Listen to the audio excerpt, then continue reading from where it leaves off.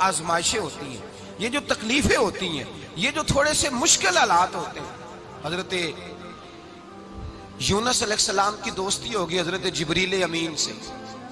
جناب جبریل ملنے آئے. حضرت یونس علیہ السلام فرمانے لگے جبریل میرا دل کرتا ہے مجھے اس بندے کی ملاقات کرا جو اللہ کا سب سے زیادہ عبادت گزار بندہ ہے. حضرت جبریل امین لے گئے دور دور فلسطین کے علاقے میں اور لے جا کر ایک بندے سے ملاقات کرائی جس کی دونوں آنکھیں بھی کوئی نہیں تھی، دونوں بازو بھی کوئی نہیں تھی، دونوں پیر بھی کوئی نہیں تھی. اور اس بندے کی زبان پر لفظ بڑا کیا جاری تھے، یا اللہ تیرا شکر ہے، یا اللہ تیرا، بول کے کہیے یا اللہ تیرا، اے اللہ تیرا شکر ہے. شکر شکر کر رہا تھا. حضرت جناب سیدنا یونس علیہ السلام کہنے لگے میں نے تجھے عبادت گزار کو ملانے کو کہا تھا، تو کہاں لے آیا؟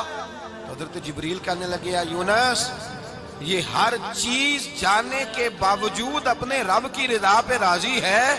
اس وقت دنیا میں نبیوں کے بعد جس سے اللہ سب سے زیادہ پیار کر رہا ہے وہ یہی بندہ ہے. یہ اپنے رب کی رضا پہ راضی ہے. اے تن میرا کنگی ہووے تے میں زلف سجن دی واواں تے پوش میرے دی جتی بن جائے تے میں یار دی قدمی آواں. مارو مارو مینو مار مکاؤ کوئی عذر نہ پیش لے آواں تے جے سونا ہی میرے دکھ وچ راضی، جے سونا ہی میرے دکھ وچ راضی، جے سونا ہی میرے دکھ وچ راضی تے میں سکھ نو چلے ڈاواں. مالک جب اس حال میں راضی ہے تو بس ٹھیک ہو گیا، ٹھیک ہو گیا. وصل اچھا ہے نہ فراق اچھا ہے، بس جس حال میں محبوب رکھے وہی حال اچھا ہے. بس جس حال میں انہوں نے رکھا بات ٹھیک ہو گئی.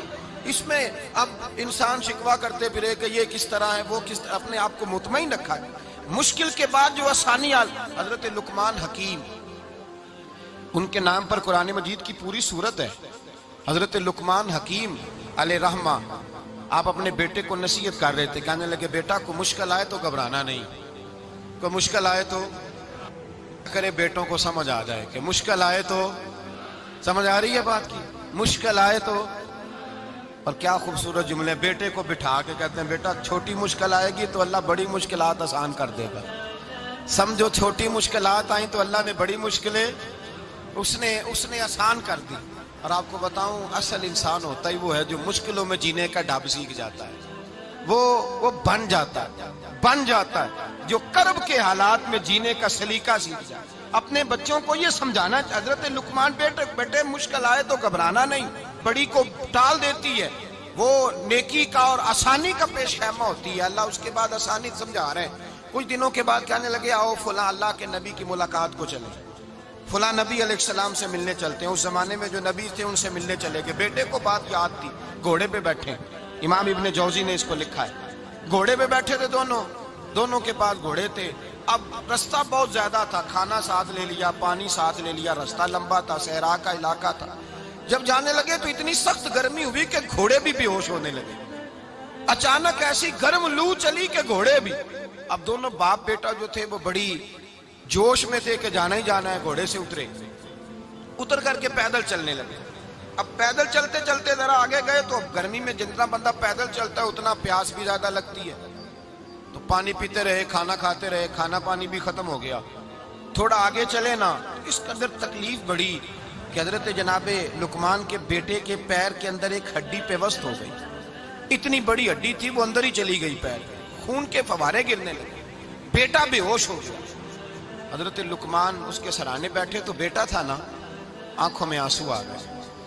بیٹے نے آنکھ کھولی تو کہنے لگا ابا جی آپ تو صبر کرنے والے ہیں، آپ رو رہے ہیں. فرمایا بیٹے میں کیا کروں، میرے سینے میں جو دل ہے وہ ایک باپ کا دل ہے. تو باپ جو ہوا تیرا، تیری دکھ پر رونا آیا. بڑی مشکل سے دانت کے ساتھ ہڈی نکالی، ہڈی نکلی تو خون بھی چلا. صاحب زیادہ کہنے لگا حضور آپ نے تو کہا تھا ہر مشکل کے بعد آسانی ہوتی ہے، اور چھوٹی مشکل دے کے اللہ بڑی سے بچا لیتا ہے. تو ہم تو اچھے کام چلے تھے، مشکل پہ مشکل، مشکل پہ مشکل، یہ کیا ہے؟ حضرت لقمان کہنے لگے بیٹا نہ تو رب کی حکمتوں کو جانتا ہے نہ پوری طرح میں جانتا ہوں، لیکن جو میں نے کہا تھا وہ بات سچی ہے. فَإِنَّ مَعَ الْعُسْرِ يُسْرًا إِنَّ مَعَ الْعُسْرِ يُسْرًا. اللہ ہر مشکل کے بعد آسانی عطا فرمائے گا. اور فرمایا میرا ایمان ہے کہ ضرور عطا فرمائے گا. یہ بات کہہ رہے تھے کہ سامنے سے دھواں اٹھا، اتنا سخت دھواں اٹھا کہ آپ نے سوچا شاید وہاں بادیا وہاں جاتے. وہاں چلنے لگے تو پیچھے سے کسی نے آواز دی ٹھہر جاؤ. रुको। वहीं रुक गए।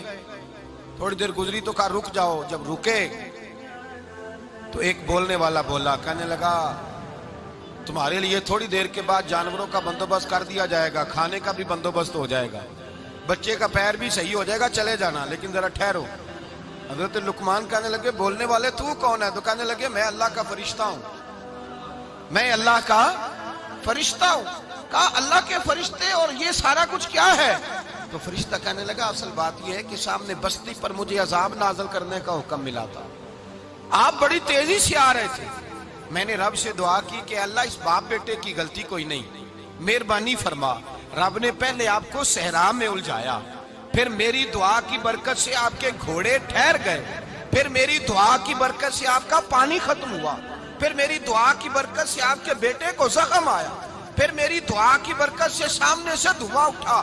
फरमाया ये जो तुम्हें मुश्किल पे मुश्किल आ रही थी, ये तो मेरा रब तुम्हें अजाब से बचाना चाह रहा था। ये जो तुम्हें मुश्किल पर मुश्किल आ रही थी तो मेरा मालिक तुम्हें अजाब से बचा रहा था, तुम समझ नहीं रहे थे।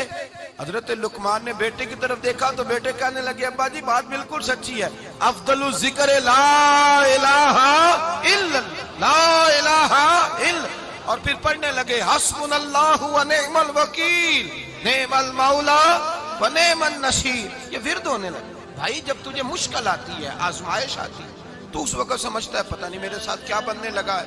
अल्लाह तबारक व तआला छोटी मुश्किल दे के तुझे बड़ी से महफूज रखता है, छोटी बीमारी दे के तुझे बड़ी से महफूज रखता है। बल्कि मैं एक दफ़ा एक तकलीफ में, एक आजमाइश में मुब्तला हो गया, तो मैंने अपने हजरत से कहा कि हुजूर सारे दुख इकट्ठे ही आ गए, क्या किया जाए?